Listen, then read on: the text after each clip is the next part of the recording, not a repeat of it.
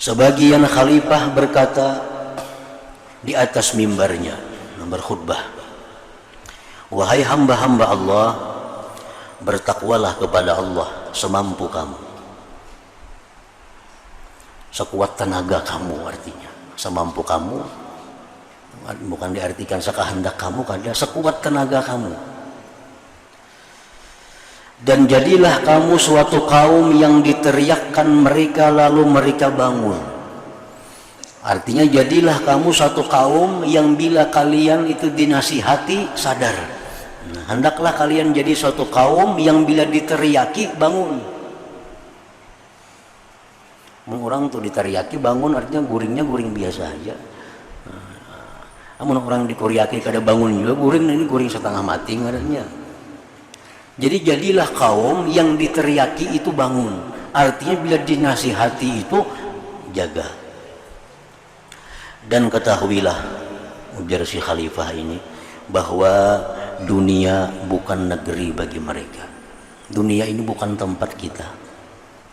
Bukan tempat kita dunia ini. Tempat kita di surga atau neraka itu. Dunia ini hanya kelaluannya.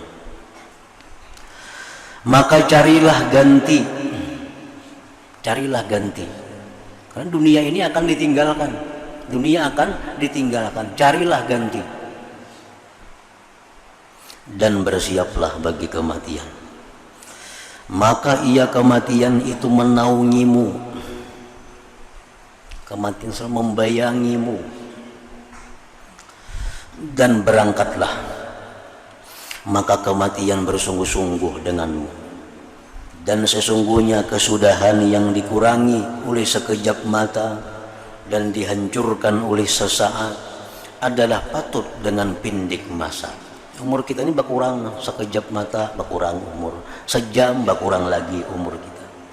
Dan sesungguhnya yang gaib yang didapati oleh dua perkara yang baru, yaitu siang dan malam, adalah layak dengan cepat kembali. Artinya sedetik saja sudah berkurang, sejam berkurang lagi, apalagi sehari semalam makin berkurang lagi.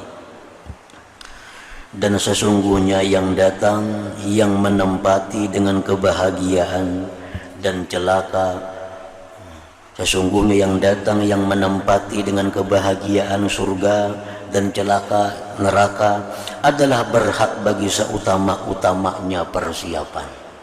Nang bakal kita datang ini ada dua aja tempatnya, kada ada alternatif, kada ada. Bila kada ke neraka, ke surga. Di lain kada ada pada itu. Nah, hal demikian itu sangat berhak untuk diulah persiapan. Sangat perlu untuk diulah, dijadikan persiapan. Maka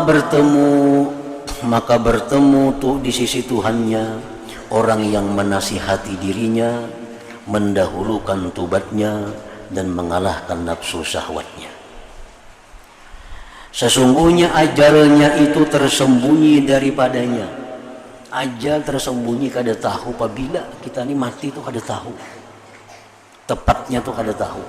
Jam berapa, di mana itu kada tahu. Angan-angannya itu menipunya.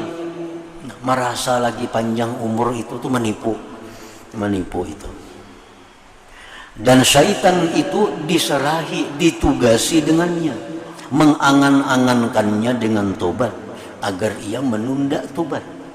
Nah, syaitan itu tugasnya menghalangi kita, menyuruh kita kain aja bertobat dulu, macam-macam dalil alasannya. Dan menghiaskan kepadanya perbuatan maksiat agar ia mengerjakannya. Itu memang gawian syaitan, memang tugasnya syaitan.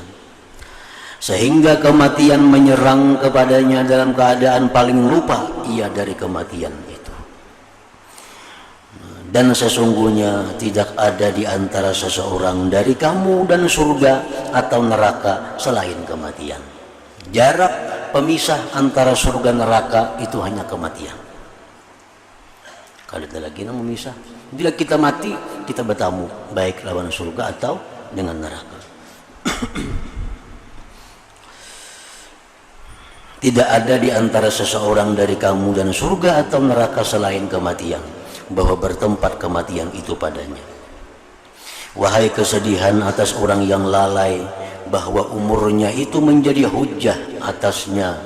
Umur itu menjadi hujah. Umur itu akan mencela kita. Umur itu akan menjahatkan kita di akhirat. Dan hari-harinya menjatuhkannya kepada celaka. Mudah-mudahan Allah menjadikan kami dan kalian termasuk golongan orang yang tidak disumbungkan oleh kenikmatan dan tidak ditelidurkan oleh maksiat dari taat kepada Allah. Dan kesedihan tidak bertempat padanya setelah kematian. Kalau sudah mati, kesedihan gak ada gunanya. Sudah mati, kesedihan untuk ada gunanya lagi. Sesungguhnya dia maha mendengar doa, dan sesungguhnya Allah di tangannya kebaikan selama-lamanya, lagi maha berbuat bagi apa yang dikehendakinya. Nah, itu khutbah sebagian khalifah.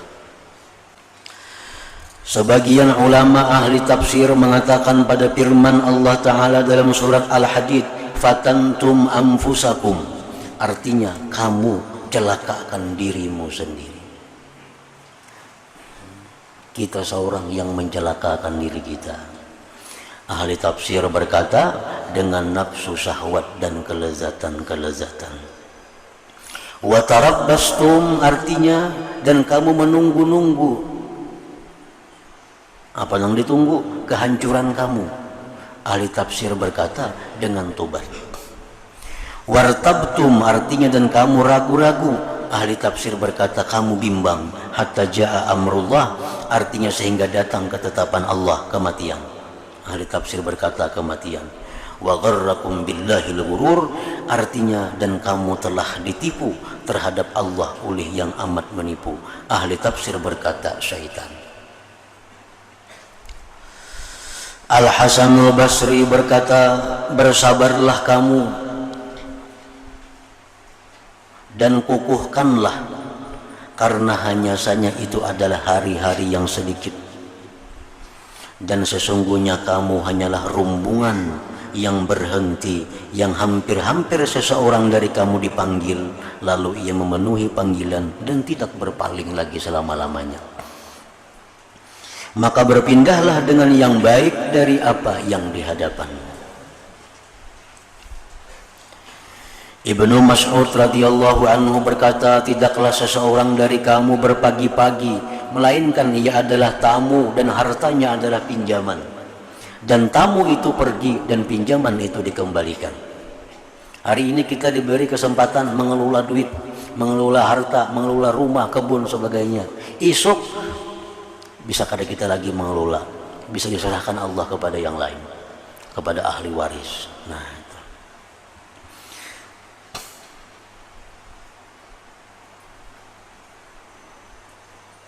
Abu Ubaidah Al-Baji berkata, kami masuk kepada Al-Hasanul Basri di waktu sakitnya yang beliau meninggal dunia padanya. Lalu beliau berkata, selamat datang kepadamu wahai tamu-tamu, mudahan Allah menghidupkanmu dengan selamat dan menempatkan kami dan kamu di negeri tempat tinggal ini. Di negeri tempat tinggal ini adalah yang terang-terangan, maksudnya surga yang baik. Jikalau kamu sabar, membenarkan dan takwa, maka janganlah bahagianmu dari kabar ini. Mudah-mudahan Allah merahmatimu bahwa kamu mendengarnya dengan telinga ini dan kamu mengeluarkannya dari telinga ini. Maka barang siapa melihat Nabi Muhammad sallallahu alaihi wasallam, maka ia telah melihat beliau pergi pada pagi hari dan sore hari. Beliau tidak meletakkan bata di atas bata dan tidak meletakkan bambu di atas bambu, tetapi diangkat baginya bendera, panji-panji perang. Lalu beliau menuju kepadanya, bersegera, selamat, selamat atas apa kamu naik, kamu datang demi Tuhan Ka'bah, seakan-akan kamu dan perkara besertaan, kamu dan kematian itu besertaan. Mudah-mudahan Allah menyayangi seorang hamba yang menjadikan kehidupan itu satu kehidupan, maka ia memakan seputung roti yang hancur. Ia memakai pakaian yang lusuh dan jelek, melekat dengan bumi. Ia bersungguh-sungguh dalam ibadah. ia menangis atas kesalahan, ia lari dari siksaan, dan ia mengharapkan rahmat, sehingga ajal datang kepadanya sedang ia dalam keadaan yang demikian. Asim al-Ahwal berkata, Fudail ar-Raqqasi berkata kepadaku, sedang saya bertanya kepadanya, wahai orang ini, janganlah kamu disibukkan oleh banyaknya manusia dari dirimu, sesungguhnya urusan itu sampai kepadamu tanpa mereka. Janganlah banyaknya manusia itu melalaikan kamu dari ibadah, melalaikan kamu dari takwa, sebab kematian itu datang tanpa peduli siapa-siapa orang yang ada di sekelilingmu. Dan janganlah kamu berkata, saya pergi ke sini dan ke sini, maka terputuslah siang daripadamu pada tidak ada sesuatu. Kalau kata kebanyakan rencana, kena ke situ, kena ke sini, kebanyakan rencana, kada beramal lagi jadinya, karena merasa panjang umur. Sesungguhnya urusan, maksudnya kematian, itu dipelihara atasmu. Dan kamu tidak melihat sesuatu sama sekali yang lebih baik dicari, lebih cepat diperoleh dari kebaikan yang baru bagi dosa yang lama.